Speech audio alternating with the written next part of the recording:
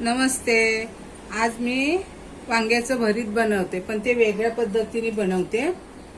हे एक वांग घेतलं असं काळं, मीडियम आकाराचंच आहे आणि थोडं पनीर आहे. तर पहिलं आपण हे वांग ना सोलून घेऊ, जशी बटाटे सोलतात तसे. हे असं वांग सोलून घेतलंय. आता आपण त्याला जेवढं बारीक कापून घेता येईल तेवढं घ्यायचं आणि पाण्यामध्ये लगेच टाकायचं, नाही तर काळं पडेल वांग.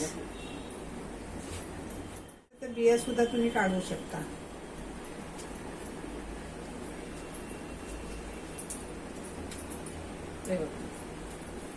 अशा बिया काढू, एवढं असं बारीक करायचे. हे आपलं वांग असं बारीक आपण कापून घेतलं. हे बघा, वांग पनीर कमी जास्त झालं तरी चालेल, काय फरक पडत नाही चवीला.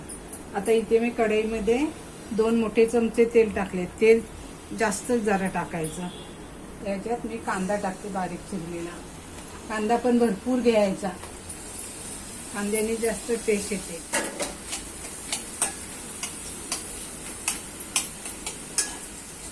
कांदा चांगला परतून घ्यायचा.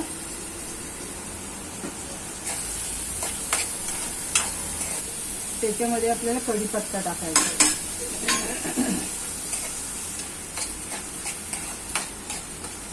टोमॅटो टाकायचे. एक मोठा टोमॅटो घेतलाय कापून.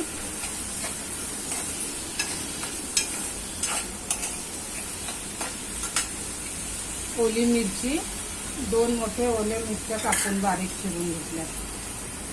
आले लसणाची पेस्ट,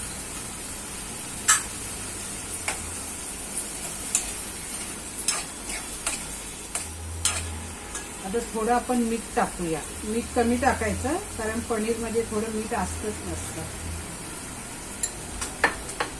आता याला आपण 2 मिनिटं ना शिजवून घेऊया. कांदा टोमॅटो शिजलाय चांगला.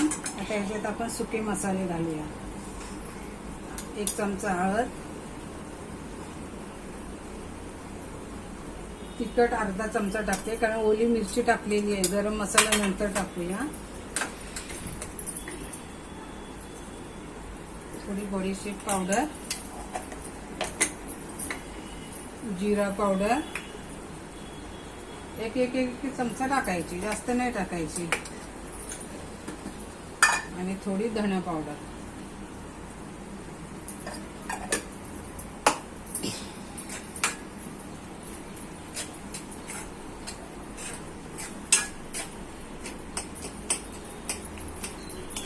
चांगलं परतून घ्यायचं. आता गॅस मोठा केलाय मी जरा परतून घ्यायसाठी. मस्त टोमॅटो शिजलाय. आता हे वांग आपण जे कापून घेतलेलं आहे ते टाकूया. वांग कापून झाले की लगेच पाण्यात टाकायचं, नाही तर काळा पडेल. वांग, बटाटा, घोसाळी, शिराळी, दुधी भोपळा हे चिरून लगेच पाण्यात टाकलं. हे बघा, हे असं बी निघतं. पाहिजे तुम्हाला ठेवत जा, नाही तर फेकून द्यायचं, असं काही नाही. तर चांगलं शिजून द्यायचं, अगदी मेल झालं पाहिजे त्याचं. हे बघा, असं चांगलं शिजलं पाहिजे. आता ह्याच्यामध्ये आपण पनीर घालूया.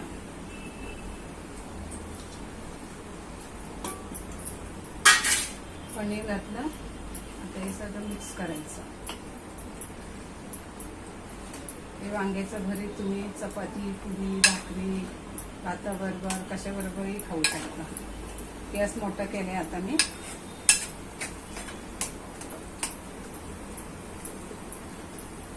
छान लागते. तुम्ही बनवा, खा आणि आम्हाला कमेंट करून सांगा. वरती कोथिंबीर टाकूया. आता पनीर टाकलंय ना, म्हणून 1-2 मिनिटं आपण झाकण ठेवूया.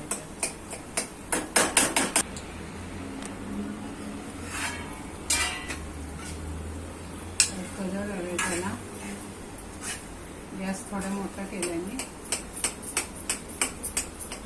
वांग पनीरचं भरीत मुलं आवडीने खातील. हे कोण बनेल का, हे याच्यात वांग टाकले म्हणून हे मुलांना करून खायला घाला. मुलं आवडीने खातील. रेसिपी आवडली तर शेअर करा, लाईक करा आणि सबस्क्राईब करा.